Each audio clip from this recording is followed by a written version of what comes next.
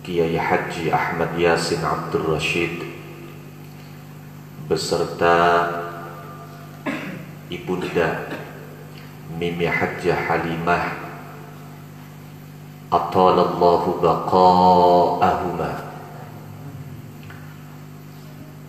segenap Dewan Pengajar Majelis Ad-Dirasah Al-Khassah Pondok Pesantren Nurul Islah,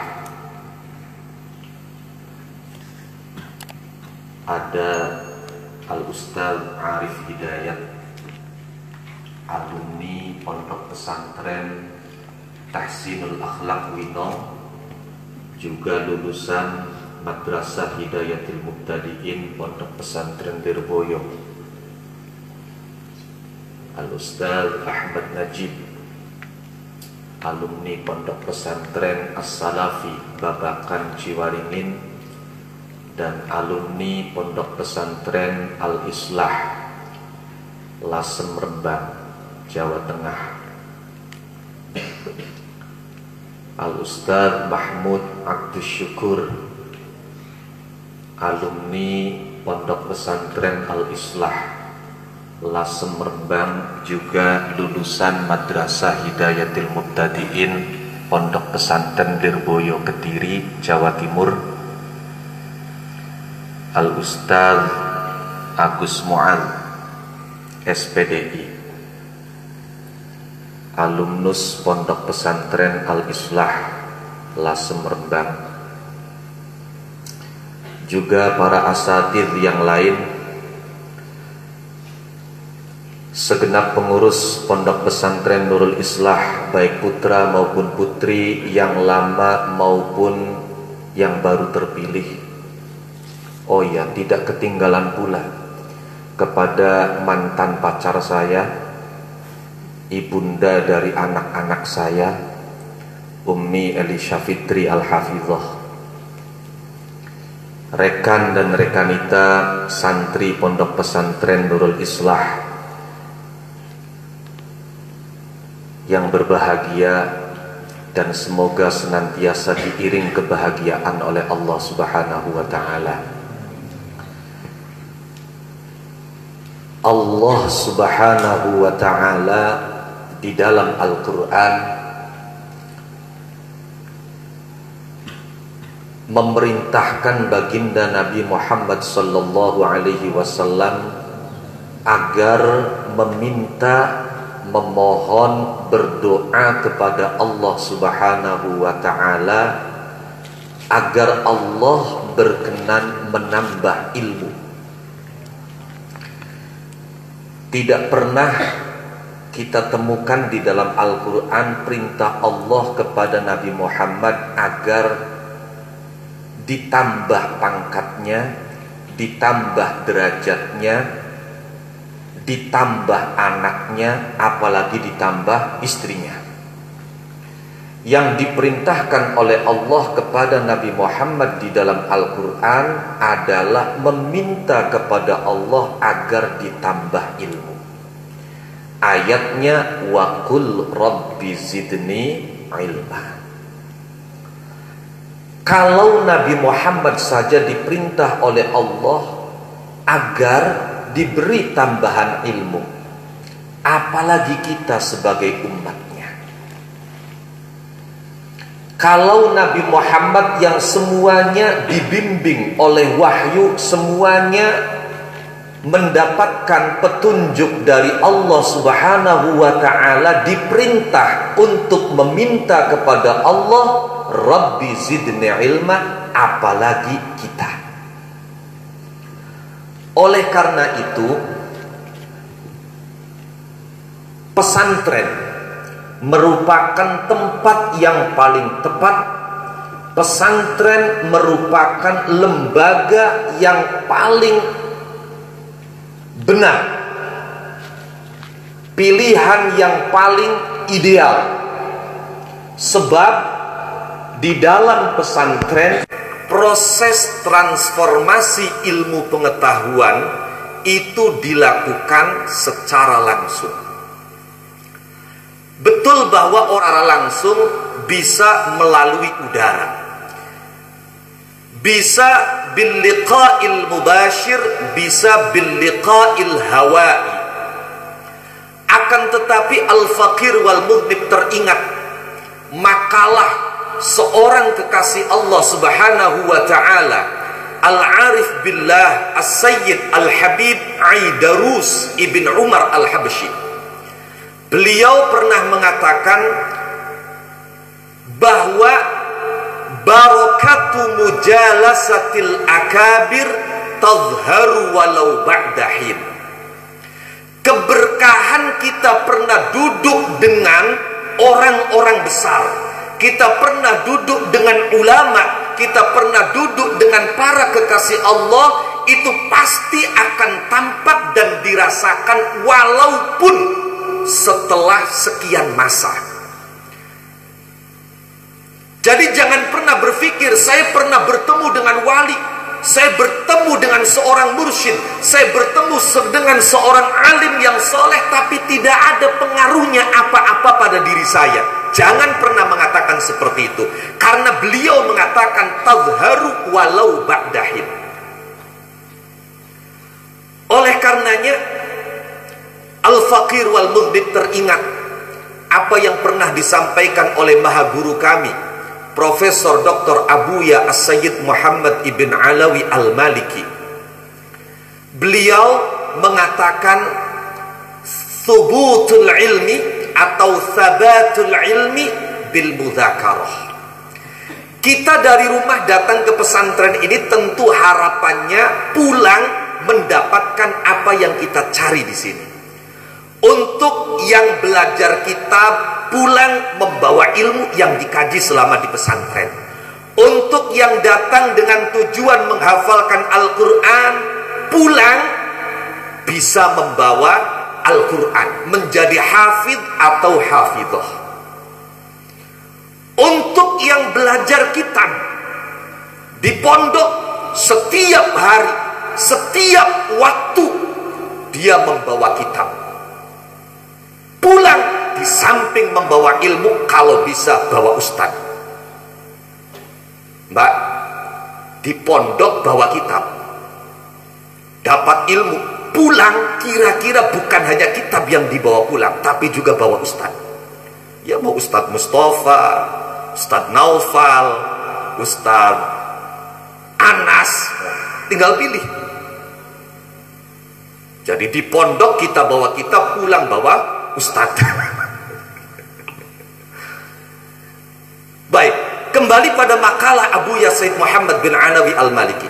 Beliau mengatakan sabatul ilmi bil mudzakarah. Kita datang ke pesantren ini tujuannya untuk bisa mendapatkan ilmu, untuk bisa mendapatkan Al-Quran. Dan ketahui bahwa ilmu itu bisa melekat di dalam hati kita dengan cara apa? Dengan cara mendiskusikannya. Oleh karenanya kita di sini bukan sekedar belajar. Ada saatnya kita ngaji bandungan, ada saatnya kita ngaji sorogan. Selesai subuh kita sorogan Al-Quran untuk yang bin nazar. Selesai itu kita ngaji bandungan Syarah Ibn Aqil dan Ihya Ulumiddin. Habis zuhur kita masuk sesuai dengan kemampuan kita, sistem belajar klasikal. Ada yang tingkat jurumiyah, ada yang tingkat mutammimah, ada yang tingkat mulhatul i'rab. Kitab mulhatul i'rab ini saya pernah punya cerita. Ditulis oleh Al-Imam Abdul Qasim Al-Hariri, terdiri lebih dari 500 bait.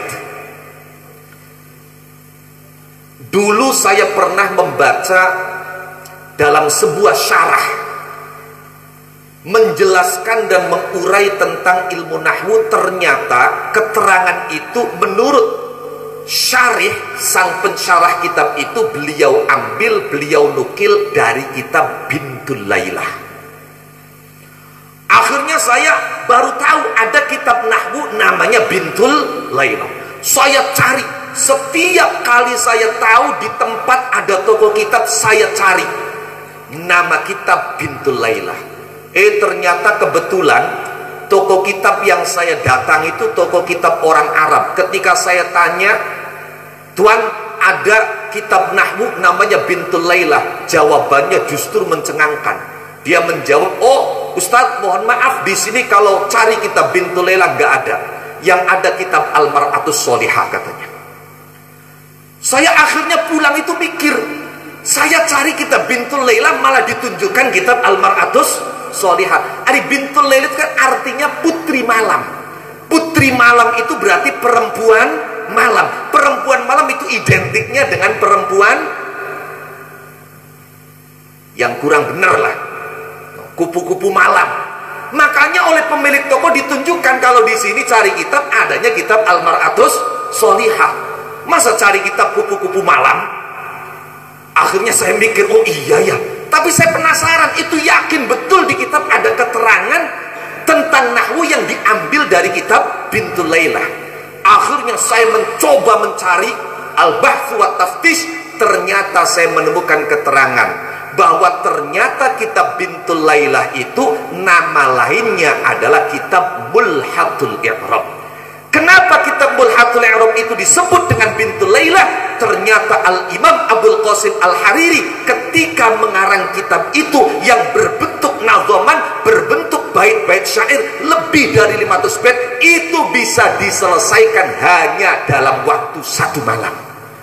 Mengarang kitab yang terdiri dari syair lebih dari 500 bait itu bisa selesai dalam waktu 1 malam. Karena itu kitab itu disebut dengan kitab Bintul Lailah. Masya Allah. Atau yang mungkin kelas Alfiyah, kelas Al-Jauharul Maknun, itu setelah zuhur. Nanti setelah asar kita ngaji bandungan lagi. Ngaji bandungan lagi, yaitu kitab Syarah Mahalli ala Minhajit Talibin, yang disebut juga dengan kitab Kanzur Raghibin ala Minhajit Talibin, yang ditulis oleh Al-Imam Jalaluddin Muhammad ibn Ahmad Al-Mahalli, dan kitab Tafsiril Jalalain. Nanti malam habis sholat isya takror atau mengulang pelajaran setelah zuhur. Untuk yang sudah kelas mutamimah ke atas, maka musyawarah, diskusi, mudzakarah. Habis maghrib sorogan Al-Quran bil hifzi untuk santri-santri yang menghafal Al-Quran. Nanti dalam waktu 1 minggu ada 2 hari yang digunakan untuk setoran mahfudzoh, setoran hafalan sekaligus sorogan kitab. Jadi berbagai macam metode belajar diterapkan di pesantren. Ada ngaji bandongan, ada sorogan kitab, ada hafalan kitab-kitab matan, ada musyawarah, ada diskusi, mudzakarah sebagai langkah agar ilmu yang kita serap, ilmu yang kita dapat ketika di kelas, ketika ngaji bandongan itu betul-betul melekat di dalam hati. Ini melalui mudzakarah. Sebab di dalam sebuah kitab diterangkan bahwa orang mencari ilmu itu kira-kira sampai bisa mendapatkan 3 malakah. Pertama, kita harus memiliki yang namanya malakatul istihsal. Kemudian ditingkatkan menjadi malakatul istikhraj, ditingkatkan lagi menjadi malakatul istihdar. Atau setidak-tidaknya kita belajar itu, ayo kita miliki pertama kemampuan input, kemampuan kita menyerap ilmu, menyerap keterangan. Setelah itu kemudian kita harus bisa melakukan proses. Setelah input, proses, kita proses apa yang kita dapatkan, apa yang kita rekam, apa yang kita hasilkan, apa yang kita dengar, apa yang kita serap, kita proses. Kemudian setelah itu kemudian adalah output. Output itu artinya bagaimana kita belajar bisa mempersembahkan kepada orang lain.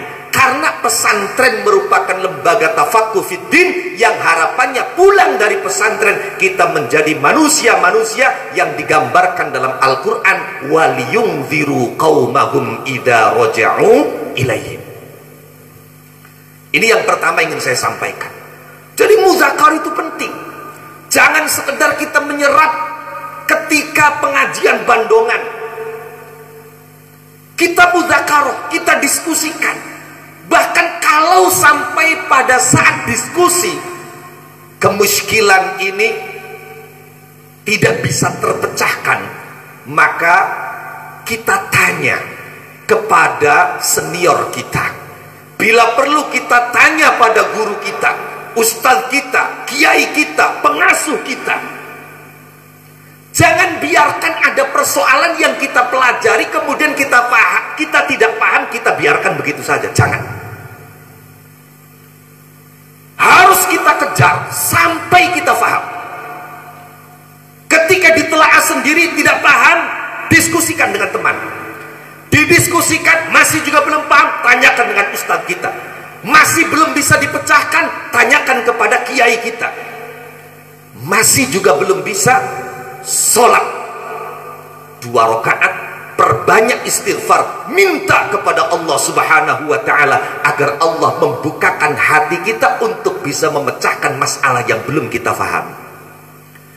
Ini yang dilakukan oleh ulama-ulama salaf dahulu, oleh kiai-kiai kuno dulu, termasuk wa min bainihim al-imam An-Nu'man ibn Thabit Abu Hanifah. Imam Abu Hanifah itu ketika mendapati kemuskilan, beliau mengatakan bahwa kenapa ada masalah yang saya belum paham, kenapa ada persoalan yang saya masih muskil, saya masih sulit. Kemudian beliau mengatakan sendiri, ma'arodzalika illa lidambin asabtuh. Saya meyakini bahwa kenapa ada masalah yang saya tidak paham, kenapa ada masalah yang sulit, itu saya meyakini itu karena dosa yang saya perbuat. Abu Hanifah. Jadi mohon maaf, jangan-jangan ketika kita menghafalkan jurumiyah, di kamar nggak hafal, di aula pondok nggak hafal, di kuburan nggak hafal, di pinggir sungai juga masih belum hafal. Jangan-jangan hati kita tertutup karena dosa yang kita perbuat. Wa kadzalik yang menghafalkan Al-Quran, ketika kita merasakan kenapa menghafal ini sulit sekali, ayat yang di atas sudah berhasil dihafalkan, pindah ke ayat yang berikutnya, ayat yang pertama lupa lagi. Akhirnya ngapalin yang pertama, yang keduanya lupa juga. Apalagi kalau menghafal Al-Quran, banyak ayat-ayat yang mirip-mirip. Ada alimun halim, alimun hakim, ada ghafurur rahim, ada ghafurun halim. Ada yang diawali dengan inna, ada yang diawali dengan walladzina, ada yang innalladzina. Maka Imam Abu Hanifah ketika mendapati kemuskilan, kemudian beliau katakan, ma'arodzalika illa lidambin asabtuh. Saya yakin kenapa ini terjadi karena dosa yang saya perbuat. Akhirnya apa? Imam Abu Hanifah menuju hammam, menuju kamar kecil, beliau kemudian ambil wudhu. Setelah itu fasalla rakaatain, salat 2 rakaat, istighfar, minta ampunan kepada Allah, taubat kepada Allah, baru kemudian mohon, ya Allah bukakan saya. Setelah itu terbuka. Ketika cerita Imam Abu Hanifah mendapati kemuskilan dan beliau melakukan salat 2 rakaat sampai kepada Asy-Syaikh Al-Fudail ibn Iyad. Cerita ini sampai kepada ulama yang bernama Fudail bin Iyad. Maka fabakal Fudailu bukaan syadidan. Imam Fudail bin Iyad mendengar cerita itu, beliau menangis sejadi-jadinya. Mendengar bahwa Imam Abu Hanifah kalau mendapati kesulitan, kalau mendapati persoalan yang beliau tidak paham dan beliau meyakini ini karena dosa, akhirnya sholat 2 rakaat, mohon ampunan kepada Allah, berdoa minta dikasih foto. Maka sampai cerita ini kepada Imam Fudail, Imam Fudail menangis. Dan apa yang dikatakan Imam Fudail? Kata Imam Fudail, kenapa Imam Abu Hanifah mengatakan itu dan melakukan itu? wa ma dzalika illa liqillati dzambi. Kata Imam Fudail, kesadaran Imam Abu Hanifah itu terjadi karena dosa beliau sedikit. Berarti mafhum mukhalafahnya, kalau dosanya banyak gak bakalan nyadar. Sulit menghafal itu akibat dosa, sulit paham itu akibat dosa. Ya seperti kita ini. Coba ada tidak yang pernah berpikir, saya ngaji kok nggak paham, ini berarti karena saya dosanya banyak? Ada tidak yang terpikir? Nah itu berarti kalau tidak terpikir seperti itu, dosanya sudah banyak sekali. Masya Allah. Maka telaah, serap keterangan dari guru, diskusikan, tanyakan. Semua itu tidak bisa memecahkan, minta kepada Allah Subhanahu wa ta'ala. Dan ketahuilah wahai anak-anakku, bahwa al-ulum murtabitatun ba'duha bi ba'din wa muta'alliqatun ba'duha bi ba'din. Ilmu itu banyak, dan semua ilmu itu satu dengan yang lain saling mengait. Jangan pernah memahami bahwa ilmu itu sifatnya mustaqil, independen. Tidak. Jadi ilmu yang sekian banyak itu satu dengan yang lain saling berhubungan, saling mengait. Imma ala sabilil istilzam wa imma ala sabilil istimdad.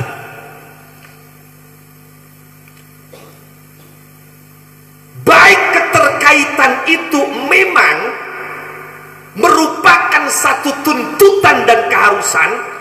Kalau kita ingin paham ilmu ini, maka kita harus paham ini dulu. Satu contoh misalnya, kita ingin belajar ilmu balaghah. Ini nggak akan mungkin kita bisa kalau kita belum belajar ilmu nahwu. Berarti ala sabilil istilzam. Aw ala sabilil istimdad, atau karena memang satu ilmu ini bisa membantu kita untuk memahami ilmu tersebut. Ambil satu contoh. Ketika kita melihat satu lafaz tunggal, ketika kita melihat satu lafaz tunggal, lafaz ini bagaimana bacanya?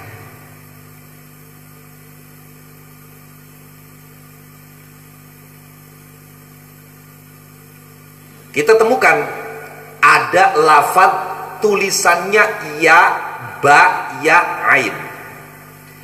Ini bacanya apa yabi'u, apa yubi'u, apa yabi'u.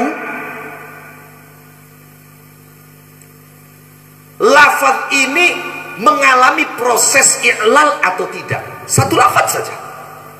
Maka untuk bisa tahu lafaz ini, cara bacanya yang benar, berarti kita butuh yang namanya ilmu shorof. Paham tidak? Satu lafaz. Oke. Ketika satu lafaz ini dirangkai, disusun dengan lafaz yang lain, maka kemudian bagaimana kita membaca harokat akhirnya? Apakah harus rofa atau nasab atau jer atau dibaca jazm? Ketika satu lafaz ini kemudian dirangkai dengan lafaz yang lain, maka pada saat itu kita berarti butuh tahu, butuh faham dengan yang namanya ilmu nahwu. Paham atau tidak? Paham atau tidak? Yes. Oke. Setelah kita awali, kita harus paham ilmu shorof. Kemudian kita harus mengerti ilmu nahwu. Kita ingin tahu lafaz ini madlulnya apa? Makna yang ditunjukkan oleh lafaz ini apa? Ketika kita ingin tahu kalimat ini, lafaz ini maknanya apa, berarti mau tidak mau kita harus ngerti, kita harus paham yang namanya ilmu lughat, ilmu bahasa. Oke. ketika lafaz ini sudah menjadi satu rangkaian, kemudian kita analisa bahwa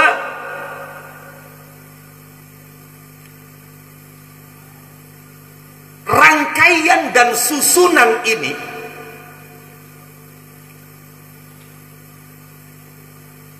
sudah fasih atau belum, sudah balaghah atau belum. Maka berarti kita butuh mengerti yang namanya ilmu bayan.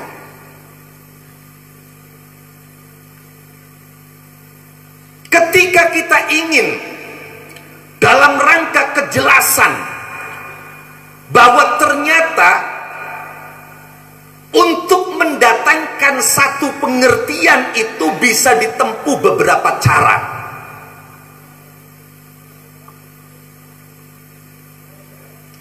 Maka kita butuh mengerti yang namanya ilmu ma'ani.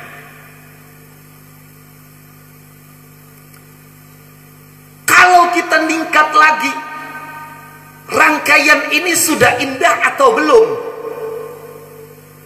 Maka kita butuh mengerti yang namanya ilmu badi'. Ini baru satu rangkaian. Apalagi kalau kita melihat ini termasuk lafaz hakikat atau majas, kinayah atau isti'arah. Kita harus mengerti ilmu badi'. Kemudian dilihat lagi, ini lafadznya masuk kategori lafaz am atau lafaz khusus, lafaz mutlak atau lafaz muqayyad. Ini termasuk mujmal atau mubayyan, zahir atau muawwal. Berarti kita harus paham yang namanya ilmu usulil fiqh.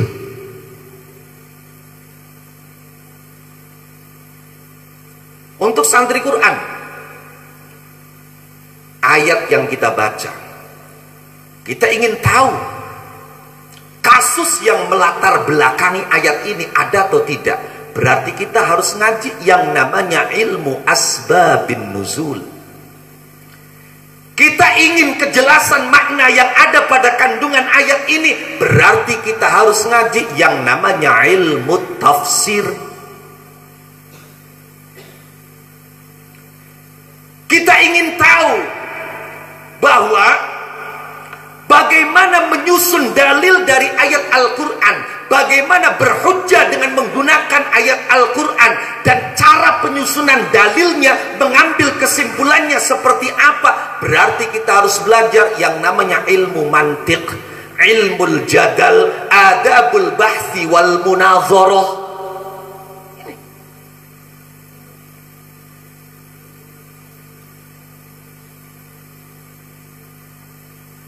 Demikian kalau kita belajar hadis, harus paham hadis riwayah, harus paham ilmu hadis diroya, harus paham asbabul wurud, harus paham asma'ur rijal.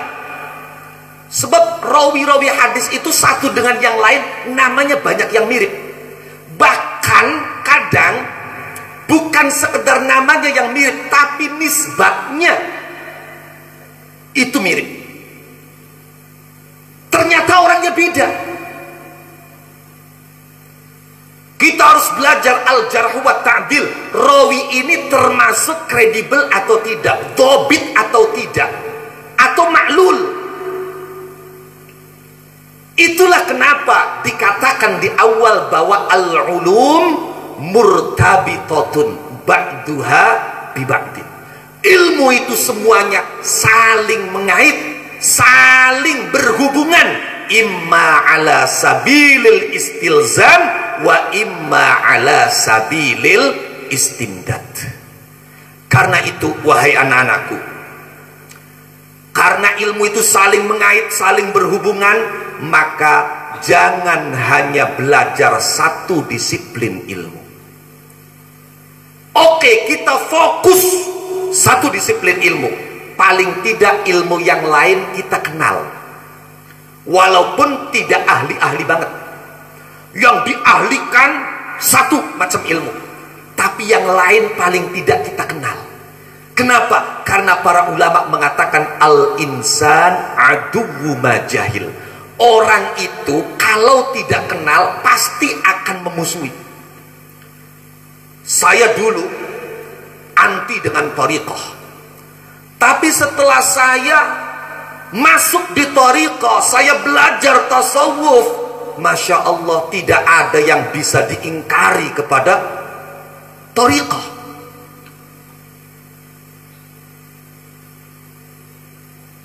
Orang bisa jadi ingkar dengan yang namanya ilmu hikmah, tapi setelah saya ngaji Mamba'u Usulil Hikmah, Syamsul Ma'arifil Kubra, Jawahirul Lamma'ah, Fi Istihdari Mulukil Jinni Wassa'ah, Syumusul Anwar,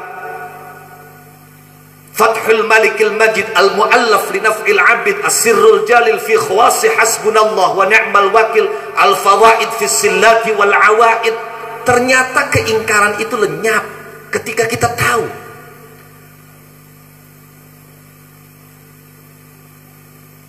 Contoh saja, ada orang misalnya baca Quran, Iqra bismi rabbikal ladzi khalaq, khalaqal insana min 'alaqin, iqra wa rabbukal akram, alladzi 'allama bil qalam, 'allamal insana ma lam ya'lam, kalla innal insana la yatghi ar-ri'us. Ada orang ingkar, weh, Quran kok buat main-main. Ingkarnya orang itu salah sasaran atau tepat sasaran? Salah sasaran. Kenapa dia ingkar? Karena dia tidak mengerti ilmu aujuhil qiraat. Jadi orang kalau tidak mengerti pasti akan memusuhi. Karenanya walaupun kita fokus dengan satu macam ilmu, satu disiplin ilmu, tetap kita belajar ilmu yang lain, paling tidak kenal. Fokusnya silakan, muyulah kita, kecenderungan kita pada ilmu apa, matangkan itu sematang-matangnya. Sebab dikatakan juga oleh para ulama, man tabahhara fi ilmin wahid ihtada bihi ila sairil ulum. Sing sapane wong nyegara ning siji ilmu, jadi keahliannya dengan satu ilmu itu bagaikan samudra, maka dia dengan satu ilmu yang betul-betul dia kuasai itu akan mendapatkan petunjuk untuk bisa memahami ilmu-ilmu yang lain. Pernah murid utamanya Imam Abu Hanifah, Al-Imam Abu Yusuf. Imam Abu Yusuf itu dulu ketika ngaji sama Imam Abu Hanifah itu ngumpet-ngumpet dari ibunya. Karena Imam Abu Yusuf itu sejak kecil dia yatim. Dan oleh ibunya, karena dia kebetulan anak tua, adik-adiknya banyak, maka oleh ibunya diarahkan untuk membantu ibunya cari uang. Tapi Imam Abu Yusuf ini semangatnya, ghirohnya untuk ngaji, belajar luar biasa. Dan dia senang sekali ngaji sama Imam Abu Hanifah. Sampai pernah satu ketika ketahuan Imam Abu Yusuf datang di majelisnya Imam Abu Hanifah. Kalau kata orang Cirebon, emboke ngoncong. Itu Imam Abu Yusuf lagi di majelis ilmu, ditarik sama ibunya suruh pulang. Hari berikutnya ibunya kecurian lagi, cari Abu Yusuf. Abu Yusuf sudah nggak ada. Maka ibunya langsung memastikan pasti ke tempatnya Nu'man bin Thabit, Abu Hanifah. Dicari di sana. Imam Abu Yusuf nggak mau pulang. Dia bersembunyi di bawah meja tempat ngajinya Imam Abu Hanifah. Dicari sama ibunya, ketahuan di bawah meja, ditarik. Ketika itu Imam Abu Hanifah melerai. Kata Imam Abu Hanifah, kenapa Bu, kenapa?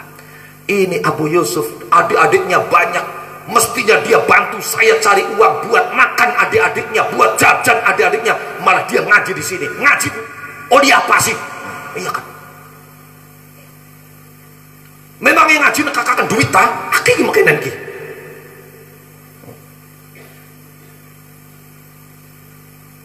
Makanya akeh santri, naudzubillah min dzalik, balik tekani ngumah mau ning pondoke pinter, tekani ngumah barang rapi dari goblok. Asale nembe arepan ngaji wis diomongin ning rabine, ngaji maning duwite.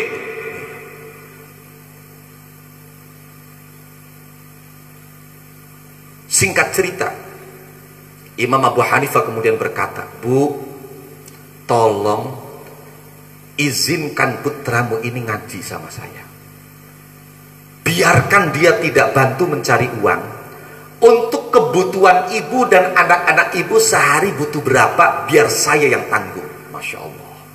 Itu Imam Abu Hanifah menanggung kebutuhan seorang janda dengan anak yang banyak. Ini kira-kira kalau Imam Abu Hanifah nggak kaya bisa nanggung atau tidak? Bisa nanggung apa tidak? Nggak bakalan bisa. Silakan ibu sebutkan kebutuhan ibu sehari berapa, saya yang tanggung. Saksikan semua murid-murid saya, izinkan anak untuk ngaji. Kalau kamu mengizinkan Abu Yusuf ini ngaji sama saya, yakin Bu, satu hari Abu Yusuf ini akan makan fustuk. Wah, fustuk itu pada saat itu adalah makanan bangsawan, makanan orang elit, makanan raja, makanan sultan, makanan menteri. Akhirnya karena ditanggung, ya sudah kalau begitu silakan, mau ngaji terus ya nggak apa-apa, kata ibunya. Akhirnya Imam Abu Yusuf menjadikan ini kesempatan emas, beliau ngaji luar biasa. Kemudian setelah Imam Abu Yusuf alim, menjadi penggantinya Imam Abu Hanifah, menjadi badalnya Imam Abu Hanifah. Ingat ya, kalau zaman dulu kealiman seseorang itu berdasarkan penyaksian gurunya. Jadi ada murid yang kemudian mendapatkan syahadatul tadris, mendapatkan ijazatul ifta, berarti kealimannya sudah diakui oleh guru. Kamu sudah mulang sana, kamu silakan kasih fatwa. Jadi ulama dulu itu alim, itu ya benar-benar alim. Beda dengan sekarang. Penyebutan dia itu kiai, dia itu ustaz, itu kebanyakan dari masyarakat awam, sehingga banyak orang-orang yang sebetulnya mohon maaf belum layak menjadi tokoh, tapi kadung oleh masyarakat ditokohkan. Ya nggak apa-apa, tapi ingat dan sadari kalau saya ini bukan tokoh, saya sekedar ditokohkan, maka tetap belajar, tetap ngaji. Setelah Imam Abu Yusuf jadi badalnya, satu ketika khalifah datang meminta Imam Abu Hanifah untuk menjadi qadhi.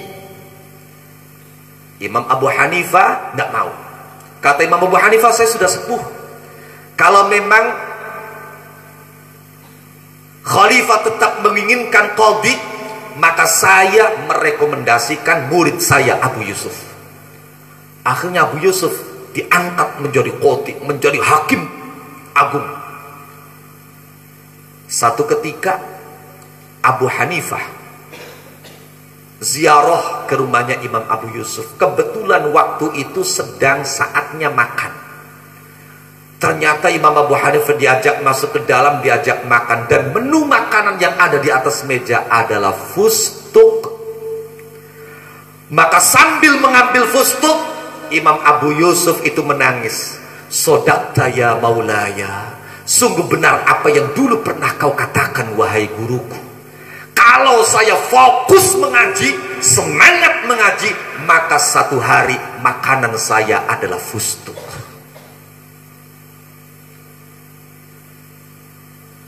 Ini, maka ayo ilmu pelajari. Imam Abu Yusuf ini ketika mendengar ada pernyataan dari seorang ulama Kufah bernama Al-Imam Al-Kisai, beliau ahli qiraat dan ahli nahwu. Imam Kisai pernah pidato begini, man tabahhara fi ilmin wahid ihtada bihi ila sairil ulum. Barang siapa yang penguasaannya pada satu ilmu itu bagaikan samudra, maka dia akan mendapatkan petunjuk untuk bisa memahami seluruh ilmu-ilmu yang lain. Maka Imam Abu Yusuf ini nggak percaya. Akhirnya Imam Abu Yusuf mendatangi Imam Kisai, dan Imam Abu Yusuf berkata, apakah dengan keahlianmu pada ilmu nahwu kamu bisa menjawab persoalan fikih? Maka kata Imam Kisai, sal ma syi'ta. Ya sudah, kalau pengen tahu silakan kamu tanya apapun yang ingin kamu tanyakan masalah fikih. Saya akan menjawab masalah fikih itu dengan ilmu nahwu. Akhirnya apa? Akhirnya Imam Abu Yusuf bertanya, kalau ada orang salat,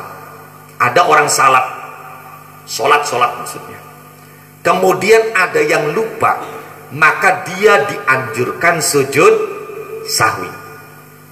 Nah, ternyata ketika orang itu melakukan sujud sahwi, dia lupa juga sujud sahwinya sampai 3 kali. Sujud dulu, mestinya kan pimpindo, sujud, duduk, sujud. Kun simpo lagi mikiri utang, bu mikiri corona beli peragat-peragat.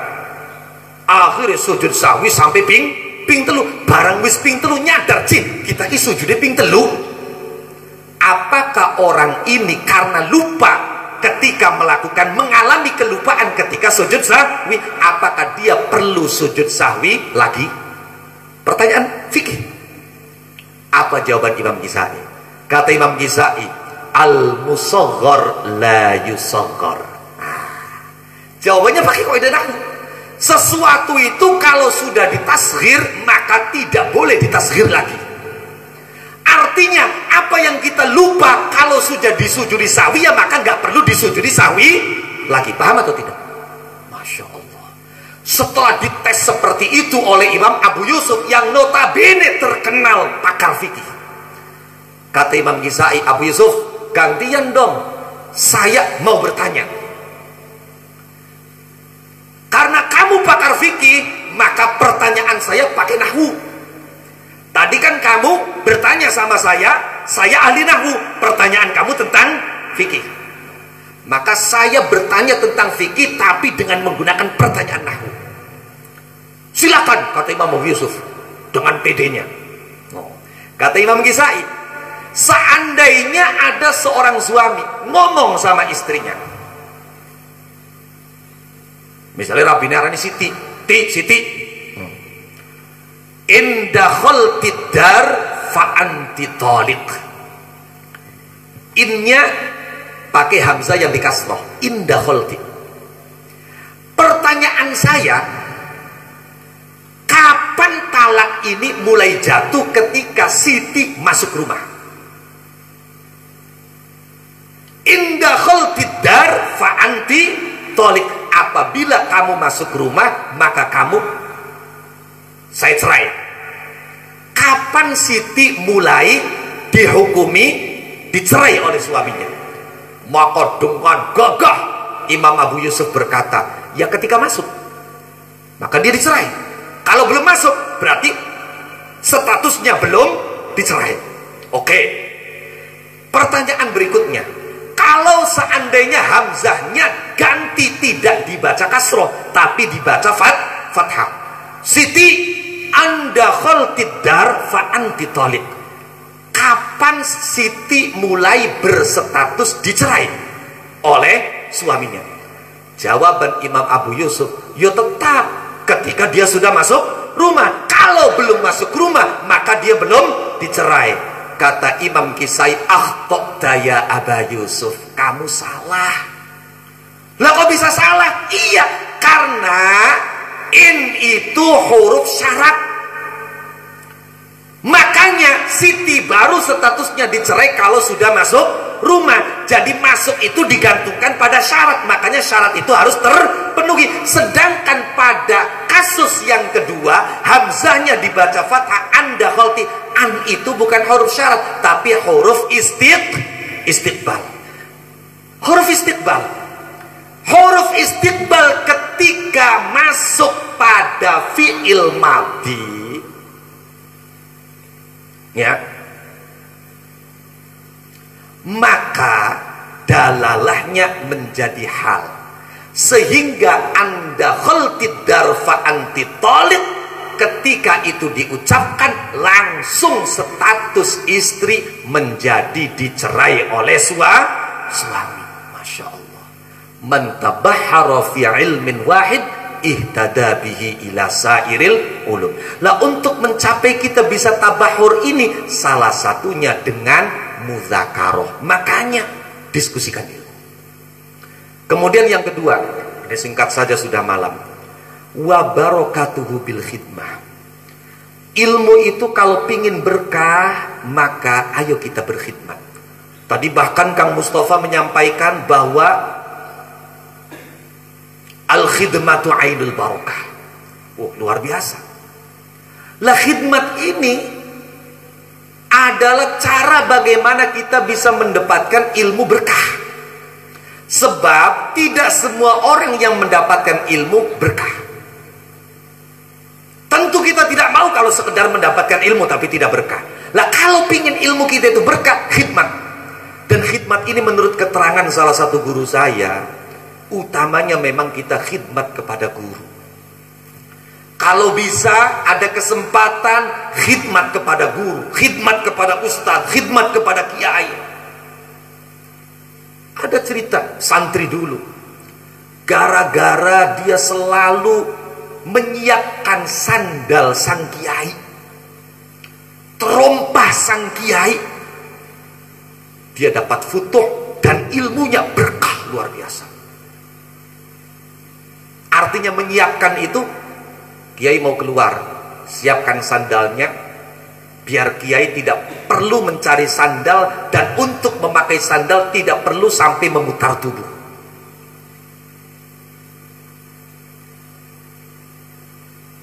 Kalau kita tidak mendapat kesempatan khidmat kepada guru, kepada kiai, maka berkhidmatlah kepada pesantren. Apa yang bisa kita berikan untuk pesantren ini?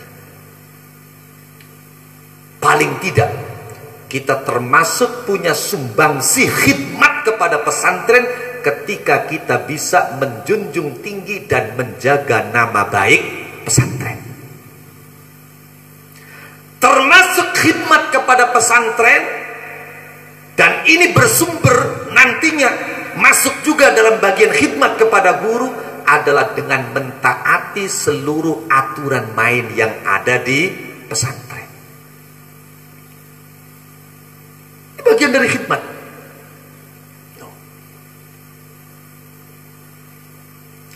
Kita niatkan patuh pada undang-undang, aturan yang ada di pesantren sebagai khidmat kita kepada pesantren. Kita niatkan kita harus bisa menjaga nama baik pesantren sebagai bentuk kontribusi kita pada pesantren. Yakin dengan itu yang kita lakukan, ikhlas tulus, akan menjadi sebab ilmu yang kita dapat di pesantren berkah. Dan yang ketiga, wa naf'uhu biridhos syekh. Kalau kita ingin mendapatkan manfaat ilmu, jadi bukan sekedar ilmu itu melekat, tidak hanya ilmu kita berkah, tapi juga manfaat. Sebab ilmu yang tidak bermanfaat itu bahaya. Rasulullah sampai berdoa meminta kepada Allah jangan sampai ilmu itu tidak manfaat. Di antara doa yang maksur dari baginda Nabi, Allahumma inni a'udzubika min ilmin la yanfa. Ya Allah, aku memohon perlindungan kepadamu dari ilmu yang tidak manfaat. Nabi nggak mau, minta dilindungi dari ilmu yang tidak bermanfaat. Lah, untuk kita bisa mendapatkan ilmu yang manfaat, kuncinya adalah kita mendapatkan ridho dari guru. Cekelkin sing kuat, pegang ini sekuat-kuatnya. Kalau kita ingin mendapatkan tiga-tiganya, ilmu kita melekat, Sehingga kita bukan hanya bisa menginput, tidak sekedar bisa memproses, tapi juga bisa mengeluarkan, menghadirkan, menyampaikan outputnya. Bukan sekedar malakatul istihsal, malakatul istikhraj, tapi juga sampai malakatul istihdar. Maka ayo mudzakarah, diskusikan ilmu. Kemudian kalau kita ingin di samping ilmu ini melekat, ilmu ini berkah, mari berkhidmat. Paling tidak khidmat kita yang bisa kita persembahkan adalah apa? Patuhi undang-undang pondok, patuhi peraturan pondok, patuhi pengurus-pengurus yang sudah dilantik, diresmikan, disetujui oleh pengasuh pondok, karena dia adalah kepanjangan tangan dari pengasuh. Jaga dan junjung nama baik pondok pesantren. Ini bisa termasuk khidmat yang menjadi sebab ilmu kita berkah. Pengen manfaat, ayo upayakan agar kita mendapatkan ridho dari guru. Masya Allah. Insya Allah, apabila 3 hal ini betul-betul kita lakukan, mudah-mudahan semuanya bisa berhasil mendapatkan ilmu yang dicari, Al-Quran yang dihafalkan dan melekat di dalam kalbu sanubari. Bahkan yang didapat ini bukan sekedar didapat, tapi berkah serta manfaat. Allahumma amin ya rabbal alamin. Tapi jangan lupa apa yang tadi sudah disampaikan, kenali semua disiplin ilmu. Karena tanpa kenal, bisa jadi yang terjadi adalah kita akan memusuhi. Karena al-insan aduwwuma jahila. Semua ilmu saling terkait, semua ilmu satu dengan yang lain saling berhubungan. Kita boleh fokus satu ilmu, tapi tetap kita harus mengenali ilmu-ilmu yang lain.